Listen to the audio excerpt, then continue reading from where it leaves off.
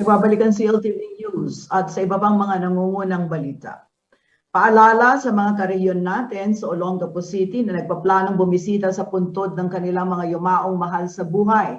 Isasara po ang mga sementeryo at kolumbaryo simula October 30 hanggang November 2. May detalye ang balitang yan si Angelica Cara.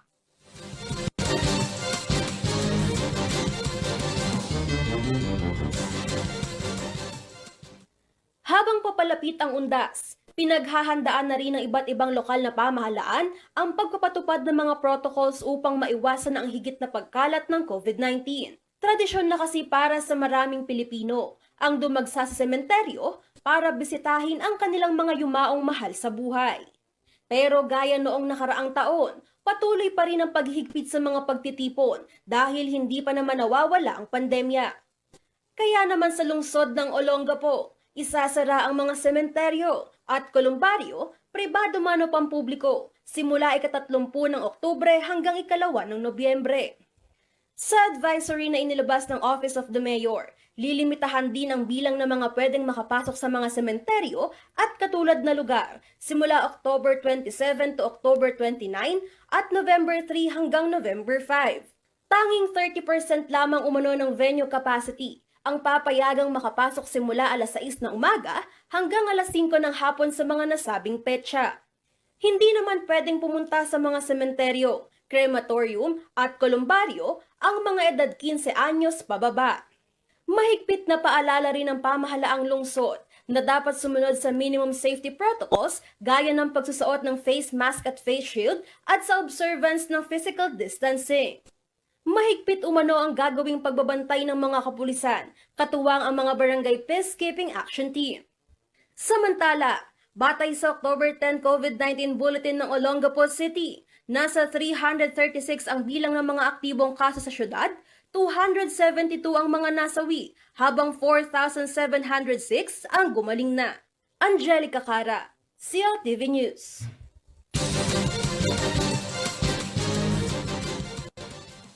Sa iba pang mga balita, nakatanggap ng financial na ayuda ang ilang single mothers at senior citizens sa Santo Tomas, Pampanga.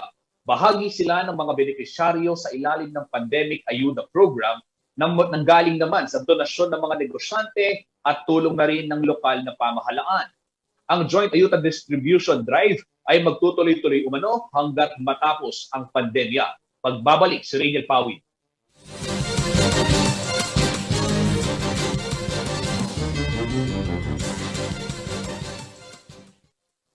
Umaga pa lang ay pumila na ang 20 anyos na si Jenny Rose Bondoc para sa Pandemic Ayuda Program sa Santo Tomas, Pampanga. Isa siya sa halos 500 benepisyaryo ng programa, 2 kanyang anak at hiwalay sa asawa. Sobrang hirap po kasi wala pa akong trabaho. Tapos si mama ko po yung nagsusupport sa amin. Doble pasakit umano ang dala ng pandemya dahil hirap na nga sa paghahanap ng trabaho, ay asthmatic pa umano ang kanyang 4 na taong gulang na bunsong anak. Kaya naman ang nakuhang pinansyal na ayuda. Pang-milk po ng bunso ko kasi may sakit din po siya ngayon eh. Si Nanay Rosa naman nakahinga ng maluwag dahil kahit papano'y may ipambibili umano ng gamot ang kanyang bagong operang asawa.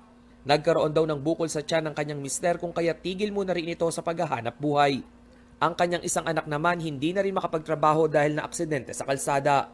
Mahirap po sir kasi po nung bago mag-pandemic, na-aksidente po yung anak kong nagtatrabaho.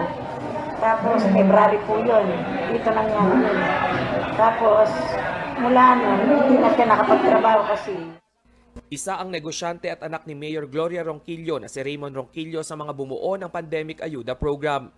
Pinagsama-samang donasyon mula sa kanyang mga kaibigan ang kanilang ipinamahaging pinansyal na tulong na 500 piso. At sila naman po nagbigay ng paunlak at binigyan po nila ako ng cash assistance din na kami naman po yung nagdi-distribute po sa tao po ng Santo Tomas sa mga kababayan po natin. Kadalasan po ang reklamo nila may yung tambak, ang tulay, reseta, gamot, pangkain, pandiaper. Ang lokal na pamahalaan naman nagdagdag ng mga benepisyaryo sa social pension program ng mga senior citizen. Mula sa 700 beneficiaries mula sa provincial government, karagdagang 2,000 nakatatanda pa ang idinagdag ngayong pandemic. Alam naman natin yung mga senior, hindi na nagtatrabaho yan. Umaasa na lang sa mga anak. Yung ibang mga anak, lalo na sa panahon ngayon, medyo naghihirap din, no? Patuloy rin ang COVID vaccination drive sa bayan na halos umabot na sa 35% ng populasyon ang nakatanggap ng bakuna. Base sa October 9 COVID report ng Santo Tomas, 728 ang kumpirmadong kaso sa lugar.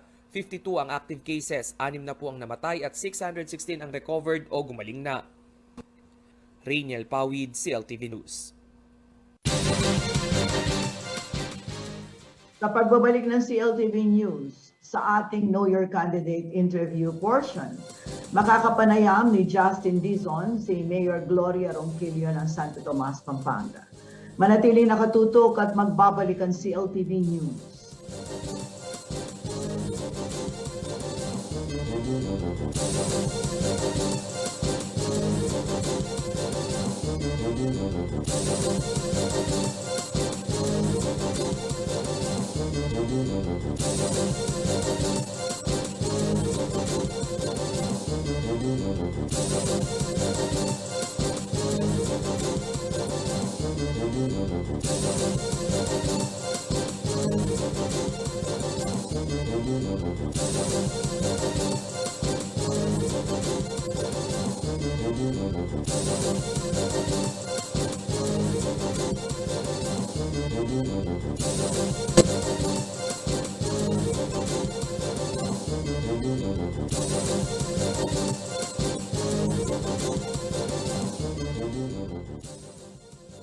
Reliable auto service brought closer to you at the Clark Freeport Zone. Laos Auto Services, your professional multi-brand service center, is right in your midst. It offers general jobs for repair and maintenance, body paint and detailing, collision repair and body works. Laos Auto Services at Clark Freeport is backed up by highly trained technicians, specialists in auto paint, detailing, body works and collision repair. Laos Auto Services, your professional multi-brand service center. Open Monday to Saturday from 8:30 a.m. Located along Manuel A. Rojas Highway, Clark Freeport Zone. For inquiries, contact 045-499-8080 or 0908-819-8080. Why do humans have a desire to go up and over and not around? For some, it's not just about going against the tide, but also being over their doubts about the world and knowing that they can make it better. Truth is, we go up and over what's ahead of us so we can overcome the biggest obstacle, ourselves. New Ford Ranger FX4 Max. Live the Ranger life.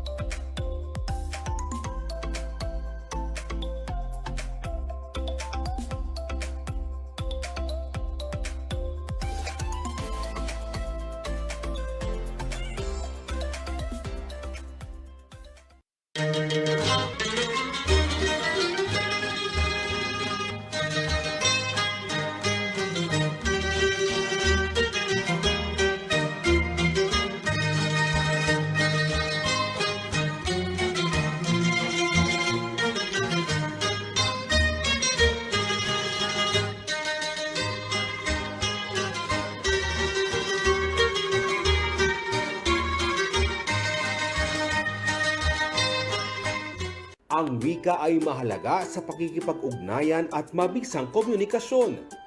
Sa buong mundo, mayroong halos 6,500 wika. Umaabot naman sa mahigit kumulang 175 ang wika sa ating bansa. 8 rito ang itinuturing na major language o mga pangunahing wika na ginagamit sa iba't ibang lugar. At kabilang sa mga pangunahing wika ay ginagamit sa mga lalawigan ng Gitnang Luzon. Gaya sa Pampanga, kung saan maririnig ang Kapampangan. Maya Paba, kumusta? Malaus Kopo. Mangantana. Sa Tarlac, Bataan at Bulacan, may mga nagsasalita rin ng Kapampangan. Habang sa Nueva Ecija at Zambales, maririnig ang Ilocano at Sambal. Ay ayaten ka. Naku, salamat. Kasiguranin naman ang wika sa bayan ng Kasiguran sa Aurora at wikang agta ang ginagamit ng mga katutubo sa mga bulubuntuking lugar. Habang Tagalog pa rin ang pangunahing wika sa Bulacan, maging sa Bataan, Nueva Ecija, Zambales at Aurora. Ang mga wikang maririnig sa Central Luzon ay bahagi ng ating kultura, kaya dapat natin itong pahalagahan, mahalin at ipagmalaki. Take full advantage of the power of TV and digital media when you advertise with CLTV. Through CLTV, you can now have your very own TV commercial for your business at a reasonable cost. And not only is your business authenticated by a reliable and trusted TV station, you can also reach our captive audience through CLTV's various digital media platforms at the same time. Contact us to avail of these exciting advertising opportunities.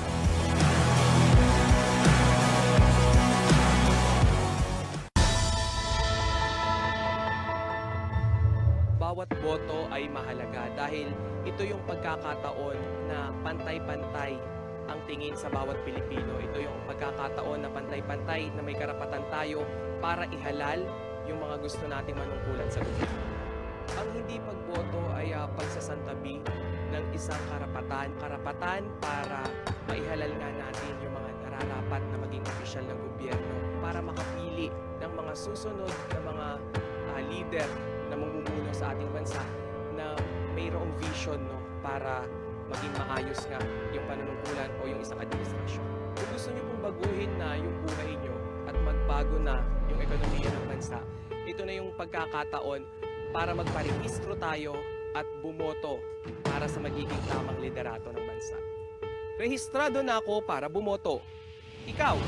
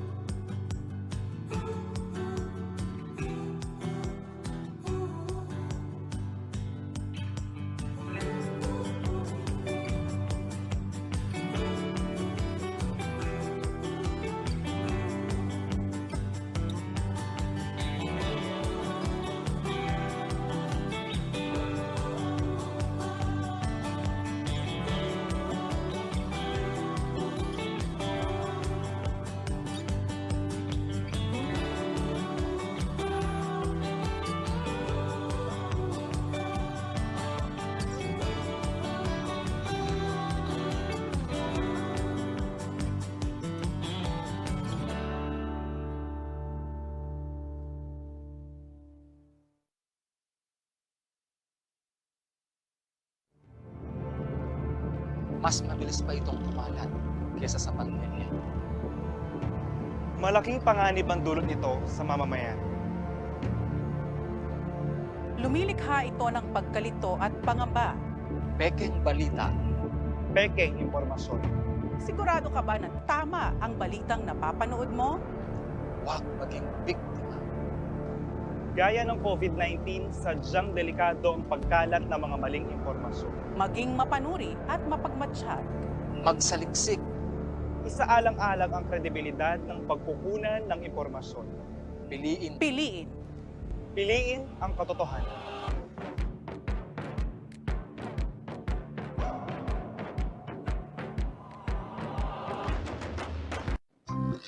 Kino naman mo ingeg kibalo kinpeka pa mo sumpamangan kay Mabilo Gayato a menibatan keti Ciudad Angeles, Pampanga. Ing metong kareng sangkan ot ing Kapampangan balo daray sabla ang mga galing la karaskin pa magluto. O balo yun ano na nga manwan ko. Wise to ka. Ing Kapampangan's Pride Assisi.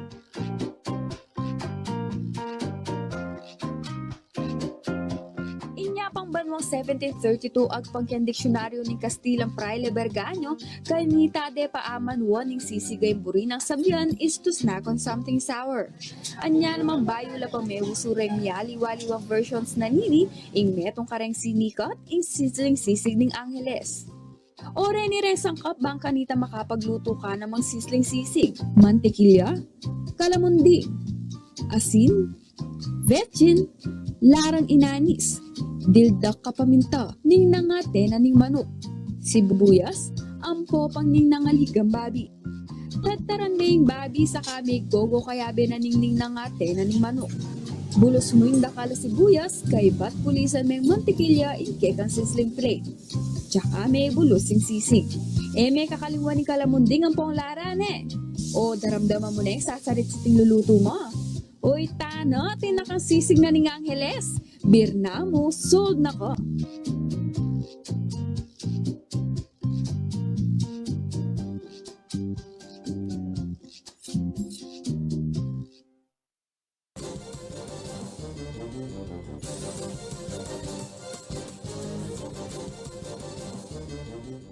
Nagbabalik po ang CLTV News at dito po sa ating Know Your Candidate portion, makakasama po natin ang ating isang bisita na kamakailan lamang ay nag-file na kanyang Certificate of Candidacy para sa re-election.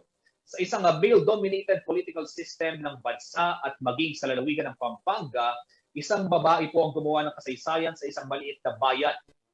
Hindi lamang siya nakilala bilang may bahay ng yumaong dating alkalde ng Santo Tomas na si Romy Ninong Ronquillo, kundi bilang isang leader rin at ina rin daw ng kanilang bayan. Matapos manungkulan bilang Vice Mayor, naupo siya bilang Mayor ng Talunin ang dating alkalde na si Mayor John Sambo. Mga kabalen, siguro kilala niyo na ang ating bisita, pero mas kilalanin po natin siya dito sa ating segment na Know Your Candidate. Wala pong iba kundi si Santo Tomas, Pampanga, Mayor Gloria Ninang Ronquillo. Magandang gabi po, Mayor Gloria. Welcome po dito sa CLTV News. Magandang gabi rin po sa inyong lahat, sa mga nanonood po at nakikinig sa inyong TV station. Maya Pabengingan po kayo. Opo. Mayor, itong pag-usapan natin ngayon, para higit kang makilala, hindi lamang siyempre ng mga kababayan natin sa Santo Tomas, kundi maging yung mga karehiyon natin dito sa Central Luzon, lalo na ay nalalapit nga itong halalan.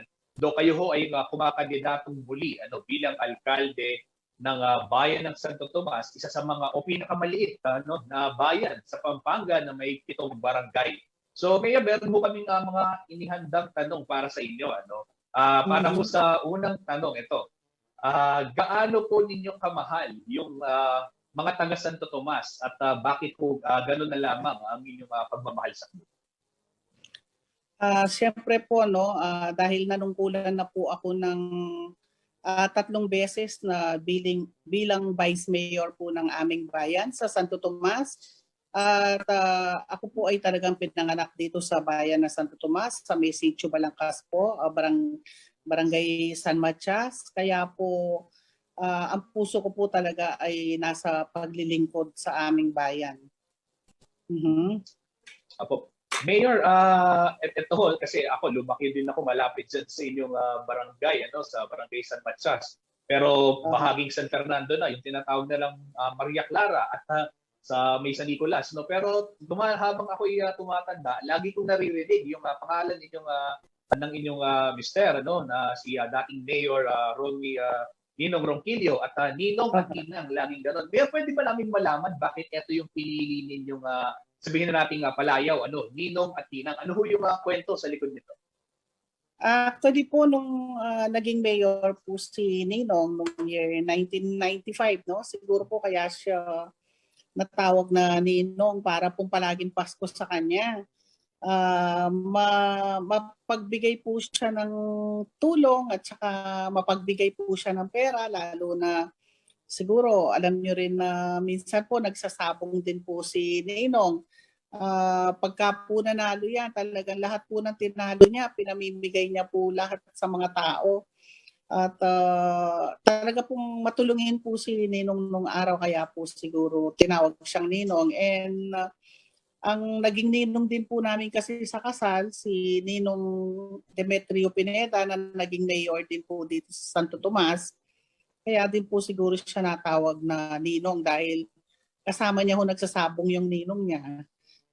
Kaya parang nabansagan po siyang Ninong. Opo. Mhm. Opo.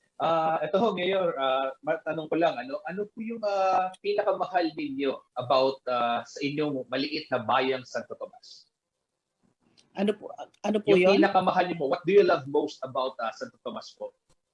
Ay, siyempre po, although maliit po ang aming bayan ng Santo Tomas, no? Pero siguro nakikita nyo ho, marami yung kabuhayan dito sa amin dahil marami pong gumagawa. Dito po ginagawa yung mga casket making ang Santo Tomas. Yung isang barangay namin po sa May San Vicente. Tapos sa May San Matias naman po yung mga sumikat na Asian Utility Vehicle, yung mga XLT, yung mga ina-assemble po. Siguro makikita nyo doon sa isang sitio namin kung saan ako pinanganak sa may sitio Balangkas po, no? Tapos po yung sa Moras naman, yung mga RTW po, at marami din po kami mga farmers. Kumbaga po kahit po the smallest town ang Santo Tomas, lahat po ng hanap buhay nandito sa amin. Pati po sa may Santo Niño Sapa, lahat po ng nagagandang paso na nandito rin po sa amin. At marami rin po ang nag-e-export na kababayan namin sa mga ginagawa nilang paso. Actually, Mayor, nabanggit niyo nga yan, bagamat maliit yung inyong bayan, kilala siya sa paggawa ng paso, itong mga XLT ng Balangkas, yung paggawa ng kabao, sa May San Vicente, at yung iba pang mga industriya. Ito ba, Mayor, in connection with this po, ano ho yung mga katangian ng mga taga Santo Tomas na sa tingin nyo ay nakatulong para maging makilala nga yung inyong mumunting bayan sa iba't ibang larangan po, lalo na dun sa mga industriya na meron po? Marami yung katangian ng mga kababayan namin, no? Like po dyan sa may San Matias, halos po lahat ng magagaling na welder nandito sa amin. Imagine mo po, nakakapag-assemble sila ng mga XLT na parang nagiging modelong sasakyan kasi mga ginagamit nila yung mga modelo na headlights, mga tail lights po. Tapos yung mga gumagawa naman po ng mga paso sa amin, makikita mo yung mga signature na ginagawa nilang Louis Vuitton, may Gucci, may Prada, iba-iba pa hong signature na klase ng paso. Kaya ito pong aming isang barangay sa Santo Tomas, yung barangay Santo Niño Sapa po, talagang dinadayo yan. Lalo na po itong nakaraang nag-pandemic, talagang marami po ang nakabawi sa pandemic natin sa paggawa ng paso. Dahil po ang mga tao halos nasa bahay lang, nauso po yung plantito-plantita. Talaga po makikita mo, araw-araw dumadayo po yung mga tao dito po bumibili ng mga paso sa amin dahil talaga pong mura ang mga paso dito sa amin sa Santo Tomas. Parang pwede nating sabihin, Mayor, na isa sa mga katangian ng mga taga Santo Tomas ay malikhain, creative, Opo. dahil marami kayong Opo. produkto na Marami pinilikha po. ng kamay. Oo. Opo. Pero Mayor, Kasi ito po- naman, ano namang katangian yung nais ninyong baguhin kung sakali mga kayo ay bibigyan ng kapangyarihan, baguhin ang isang katangian ng mga taga Santo Tomas, ano ho kaya yun at bakit naman? Wala na po siguro akong babaguhin sa katangian ng mga taga Santo Tomas kasi halos lahat po sila very creative sila, iba-iba po ang mga talent nila. Kahit po yung mga gumagawa ng mga casket sa amin, nandito po lahat ang magagandang casket sa amin. Halos binabiyahe po yan sa tatlong sulok po ng Pilipinas, Luzon, Visayas at Mindanao po. Nagdi-deliver po yung mga tiga Santo Tomas. Metal ho siya, kahoy, talaga pong pang world class po ang mga ginagawa talaga ng mga tiga Santo Tomas. Kaya niisip ko po, wala na po ako sigurong gustong baguhin pa sa kanila dahil halos po sila malikhain po at talaga pong madiskarte po sila sa buhay nila. Kaya ang mga tiga Santo Tomas po, hindi na po lumalabas na nakikiibang bayan pa para makipagtrabaho. Dahil dito lang po sa amin, marami na pong trabaho makukuha. Opo. Pero ito naman, papalapit na yung eleksyon, at syempre, alam naman natin, ilang buwan na lamang mula ngayon, magsisimula din yung kampanya. Kung kayo ang tatanungin, Mayor, paano nyo ilalarawan yung mga botante sa inyong bayan? Ang mga botante po sa aming bayan sa Santo Tomas, matatalino po at alam po nila talaga yung mga taong gustong sumuyo ng tapat at talaga pong binibigyan priority ang mga tao yung sa social services po.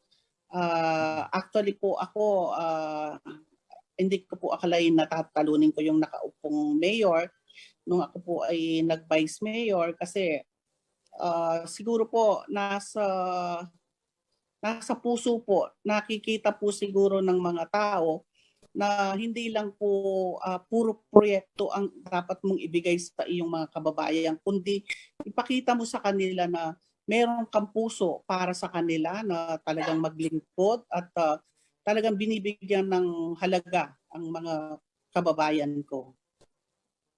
Opo. Mayor, nabanggit nyo nga, meron kayong puso at nagbibigay halaga. Ito ho yung mga sinasabi ninyo.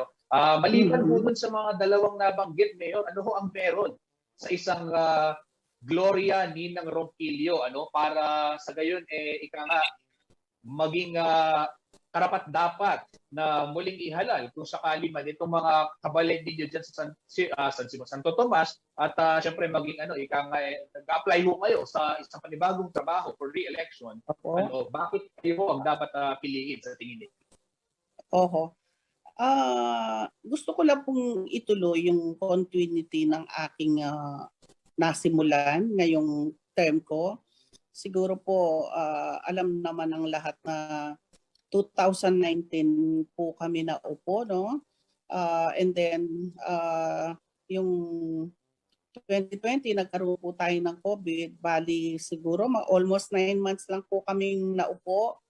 Pero ganun pa man pinakita ko po sa mga tao ang taus-pusong paglilingkod sa kanila. Pinigay ko po yung best ko at kahit po may pandemic talagang hindi ko po sila pinabayaan. And then yung pong aking mga budget, yung aking 20%, pinagawa ko po lahat.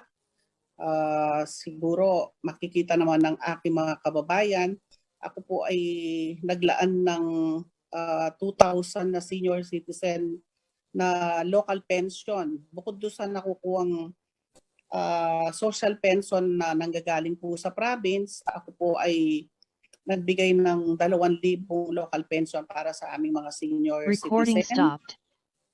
And then Recording in progress.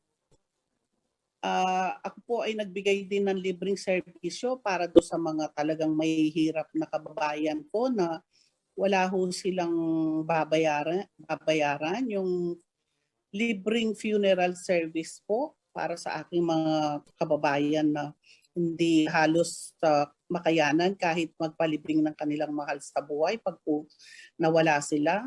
At tinuloy ko rin po yung mga infrastructure ko, tsaka yung mga cementing and concreting of roads.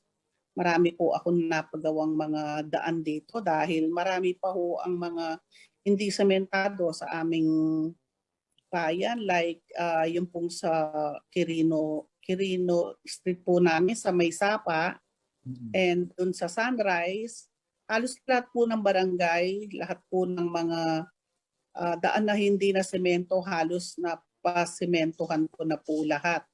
And then tinuloy ko pa rin po yung scholarship ko sa mga kabataan, yung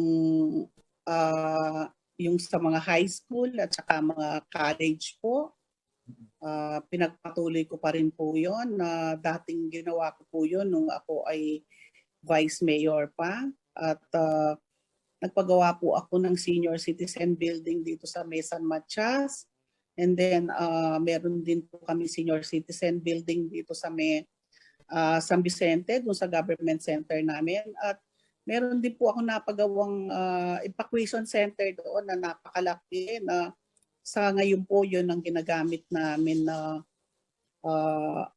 location po ng vaccine namin. Ang laki po ng naitulong noon dahil sa minsan po marami po kaming nakukuhang mga vaccine, malaki po yung lugar.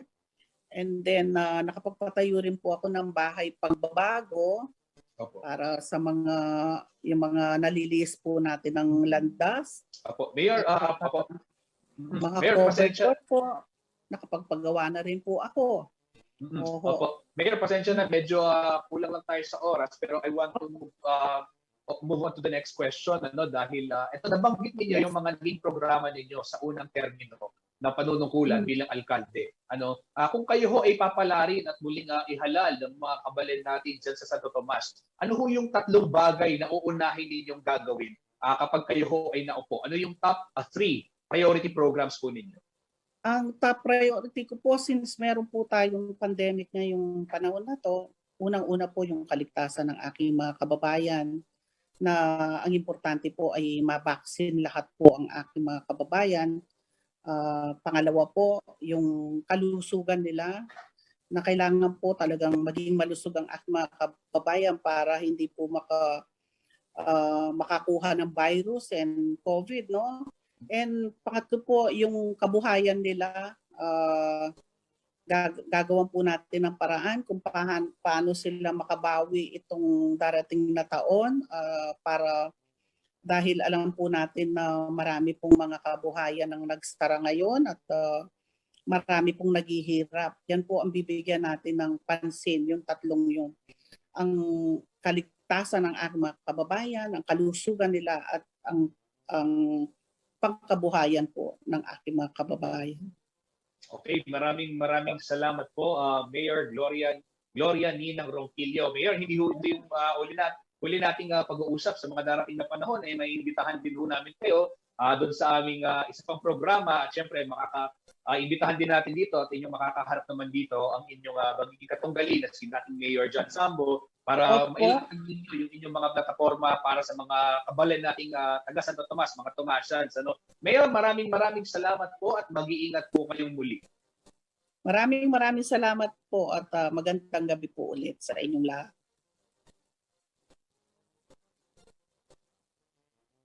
Sa iba pang mga balita, mga kabalan, mga kreyon, silipin naman natin ang iba't ibang bahagi ng o yung mga balita mula sa iba't ibang bahagi ng rehiyon, hatid sa atin ni Angelica Cara sa CL News Express.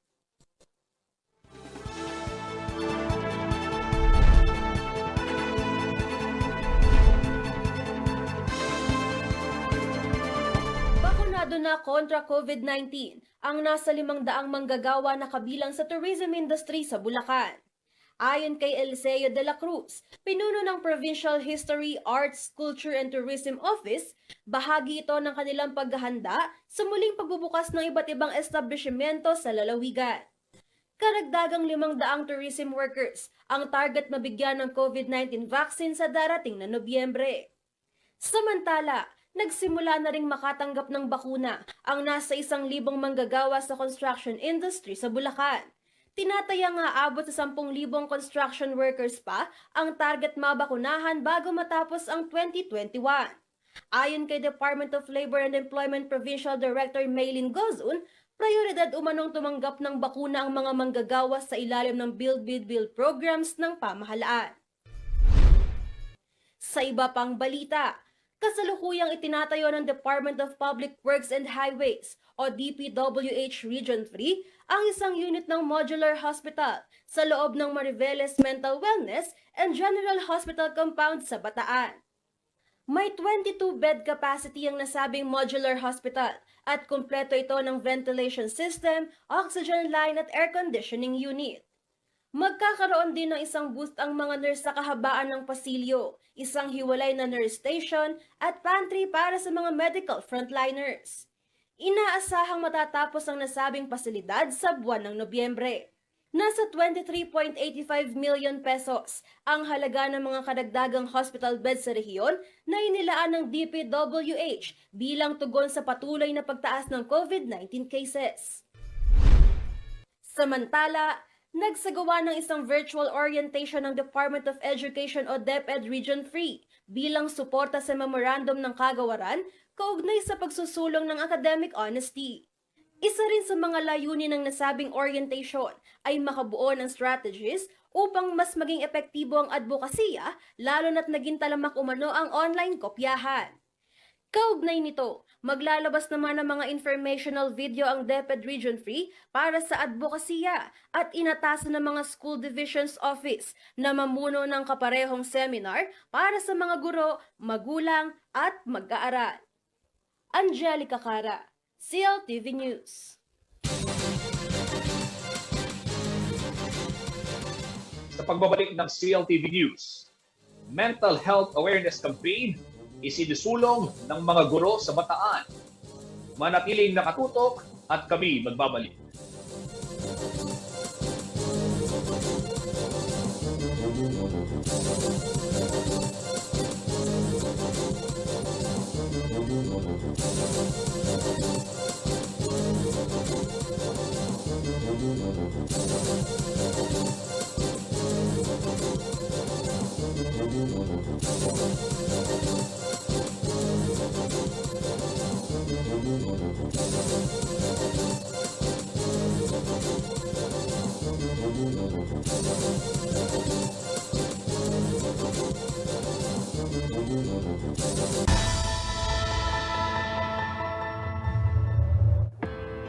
Para sa mga taong kusang nilet go, yung kapangyarihan nila para bumoto, hindi kasi nila nare-realize na para sa kanila, parang hindi makapangyarihan yung isang count, yung isang boto. Pero habang dumadami ang mga ganito na nag-iisip, lumalakas yung kapangyarihan ng hindi dapat manalo. Kasi hindi naboboto yung dapat manalo. Hindi naboboto yung tama at yung totoong may malasakit, yung totoong may kakayahan at yung totoong maaasahan. During martial law, almost 20 years tayo na hindi nakaboto. Maraming mga buhay at kaginhawahan, kaligtasan ang nasakripisyo para lang maibalik sa atin yung demokrasya. Voting is one of the simplest way on how to exercise democracy. I will exercise my right and my power to vote para may say ako sa kinabukasan ko kasi buhay ko yung nakataya.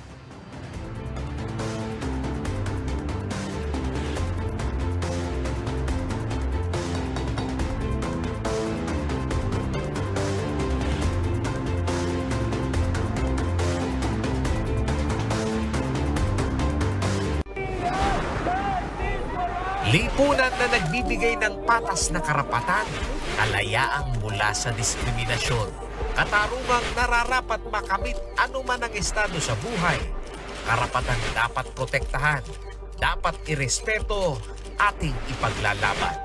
Dahil ang karapatang pantao ay dapat para sa lahat. Hatid sa inyo ng Task Force Detainees of the Philippines. Dapat all. Human rights for all. Sabado, alas 4 ng hapon, dito lamang sa CLTV.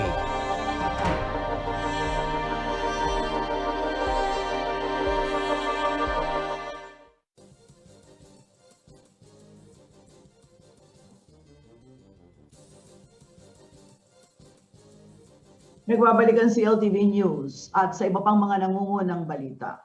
Arestadong isang negosyante sa Bataan dahil sa pagbebenta ng sigarilyo. Sa Pampanga naman, nahuli ng mga otoridad ang isang miyembro ng notorious na criminal group. Samahan natin sa pagroronda sa rehiyon si JM De Jesus.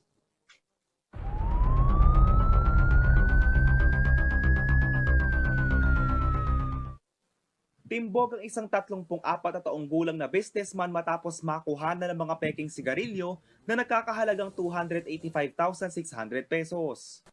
Nadakip ang sospek sa isang buy-bust operation itong Biyernes sa Bataan. Kasong paglabag sa RA 8293 o Intellectual Property Rights ang posibleng kaharapin ng sospek na kinilalang si Mark Calvin Bernardo, residente ng Sitio Torres, Barangay San Juan, Samal, Bataan. Samantala, huli sa isang checkpoint sa Porac, Pampanga ang kilalang miyembro ng Sige-Sige Sputnik Criminal Gang noong Huwebes ng gabi, October 7, 2021. Arestado ang sospek na si RC Dizon, 25 taong gulang matapos magsagawa ng Pampanga Police ang dragnet operation sa Barangay Kangatba, Porac bilang tugon sa report sa pagnanakaw ng isang motorsiklo. Nakuha rito ang isang caliber 38 revolver na may 2 bala, 2 gramo ng hinihinalang shabu na nagkakahalaga ng 13,600 pesos, 2 100 peso bill at isang motorsiklo na walang plate number. Naharap ang sospek sa patong-patong na kasong paglabag sa Section 3 ng RA 10883, Article 151 ng RPC, Section 11 ng RA 9165 at RA 10951. Sa kabilang banda, arestado naman ang isang most wanted person sa Mabalacat City, Pampanga nitong Huwebes, October 7, 2021. Sa bisa ng alias warrant of arrest, dinakip ng mga otoridad si Emerson Bayani, 47 anyo sa taga-barangay Mawaki, Maragul dahil sa kasong pambibiktima sa 14 anyo sa babae sa Mabini Street, Barangay Dau, Mabalacat City noong July 26 nitong taon. Napag-alaman ding may naunang kaso na ito ng pagnanakaw at paglabag sa anti-photo and voyeurism. Sa ngayon, naharap ang sospek sa kasong paglabag sa Section 10 ng RA 7610 na may piyansang 200,000 piso. JM De Jesus, CLTV News.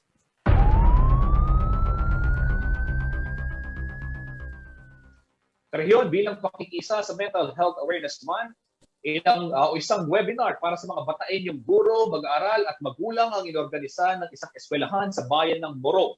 Isang detalyadong mental health care tips ang ipreresenta ng eksperto mula sa Mariveles Mental Wellness and General Hospital upang makatulong sa mga guro sa sangkaterbang responsibilidad ngayong pandemya. Si Ray Nagpawid po ang may detalye ng balitang yan.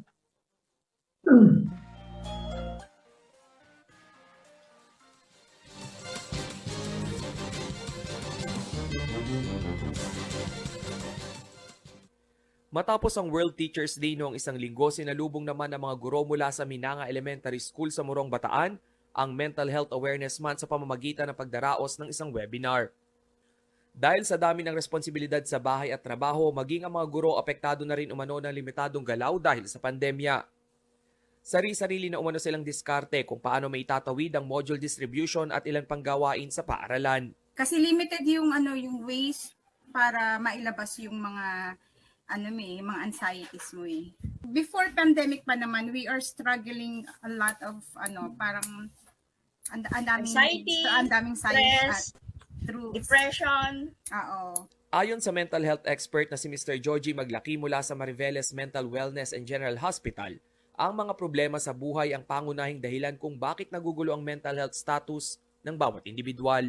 Naapektuhan ang kanilang kalusugang pangkaisipan, no? Dahil sobrang dinigdig nila ang problema nila, hindi sila mawala, parang hinigop na sila ng kanilang mga problema. Dagdag pa ni Maglaki, base umano sa pag-aaral ng Department of Health, 86% ng mga Pilipino ang stress na sa epektong dulot ng pandemya. Lalo na umano ang mga medical frontliner at maging ang ilang mga kinakailangang kumayod sa buhay gaya ng mga guro.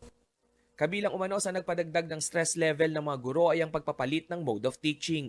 Yung migration from face-to-face learning, no? Paano pa kung hindi ganun ka-stable yung internet mo? Yung financial difficulties, kasi nga, itatawid mo yung pamilya mo eh. Yung unang-una yung pagkain mo, tapos kailangan ng anak mo ng mga gadgets, no? Software, internet, load. Payo ni Maglaki, kailangan umano magkaroon ng plano upang hindi kumain ng sobrang laking oras ang iisang bagay. Maganda rin na magkaroon ng balanse sa mga gawain. Ano ang willing kong i-commit para malampasan ko yung problema ko, no? Kahit medyo malabo pa yung sitwasyon. Para naman sa mga nais ng libreng tulong, naglaan ng Department of Health ng National Mental Health Crisis Hotline kung saan maaari kayong kumonsulta sa mga eksperto. Rainiel Pawid, CILTV News. Alamin naman natin na magiging lagay ng panahon bukas mula kay Ginoong Manny Esguera, ang Chief Weather Forecaster ng Pag-asa, Clark.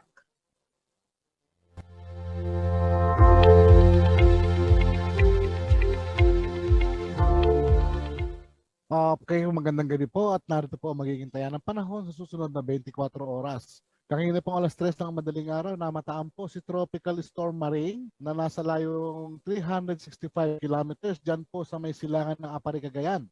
Ito po ay nagtataglay ng lakas ng hangin na umaabot po ng 85 kilometers per hour malapit sa gitna at pagbugso na umaabot ng 105 kilometers per hour. Ito po ay mabilis naman kumikilos pakanluran, hilagang kanluran sa 25 kilometers per hour. So sa ngayon po ay nahilo na po niya ang hanging habagat na nakaka-apekto po ngayon sa may western section ng Southern Luzon, Visayas at Mindanao. So asahan po ang mga pag-ulan dyan. Kaya po ang mga lugar ng Batanes, Cagayan, Apayao, Kalinga, Abra, Mountain Province, Ilocos Norte, Ilocos Sur, at ang northern portion ng Isabela, yan po yung mga lugar na yan ay makakaranas po ng stormy weather na dulot po ni Tropical Storm Maring. Samantala, ang Central Luzon po, kasama na po tayo dito Pampanga, ang natitirang bahagi ng Cagayan Valley, Ifugao, Benguet, La Union, Pangasinan at ang northern portion ng Quezon ay magkakaroon din po ng mga pag-ulan. Mayroon po mga inaasahang mga pagbugso ng mga hangin. Ito po ay dulot pa rin ni Maring. Mamaya po bibigyan ko po kayo ng detalye about kay Maring. Ang Western Visayas naman po sa Peninsula, Northern Mindanao, Bangsamoro Region, Occidental Mindoro at Palawan, maula po ang kanilang papagwirin dyan na may inaasahan po mga kalat-kalat na mga pag-ulan, pagkilala at pagkulog. Ito po ay dulot na rin ni Maring at ng hanging habagat o southwest monsoon. So ang Metro Manila po nalalapit pa ng ibang bahagi ng bansa. Localized thunderstorm po ang inaasahang nagpapaulan sa mga lugar na yan. Samantala po, kanina po alas 10 ng umaga ay namataan na po ang sentro ni Tropical Storm Maring. Diyan po sa 240 kilometers sa silangan po ng Apari, Cagayan. At ngayon po ay nagtataglay na rin ito ng lakas ng hangin na umaabot ng 95. Medyo lumakas na po siya. 95 kilometers per hour malapit sa gitna at pagbugso na umaabot ng 115 kilometers per hour. Ang kanya pong pagkilos ngayon ay westward o pakanluran. Medyo bumagal nga lamang po sa 15 kilometers per hour. Samantala po, ang mga lugar po na meron na pong babala ng bagyo na bilang 2 ay ang Batanes, Cagayan, kasama po ang Babuyan Island, ang northern portion ng Isabela, kasama na rin po dito ang Apayao, Kalinga, Mountain Province, Abra, Ilocos Norte at Ilocos Sur. Ang mga nabanggit pong mga probinsya na yan ay nasa ilalim na po ng babala ng bagyo bilang 2. Samantala po, ang nalalabing bahagi ng Isabela, Nueva Vizcaya, Quirino, Ifugao, Benguet, La Union, Pangasinan, Aurora, Nueva Ecija, Tarlac, Zambales, Pampanga, Bulacan, northern portion of Bataan, the northern portion of Quezon, kasama na rin po dito ang Polillo Islands at Calaguas Islands ay nakapailalim naman po sa babala ng bagyo bilang 1. So ang lahat po ay pinag-iingat dahil posible pa pong lumakas ang bagyo na ito habang papalapit po ito sa kalupaan na posible pong tawirin ito yung extreme northern Luzon mamayang gabi. At inaasahan naman po bukas po ng tanghali o hapon ay posible na rin po siyang lumabas ng PAR. Yes po. Magandang gabi.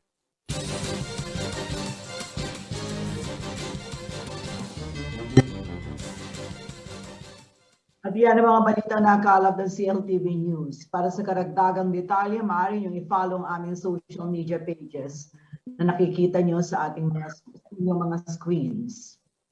Kung nais naman ninyong balikan ang mga programa ng CLTV, pwede ninyong bisitahin ang aming YouTube channel at CLTV36 Official at maging ang aming website www.cltv36.tv. Mapapanood din ang mga programa ng CLTV via Signal Channel 115 at sa ating 39 cable partners.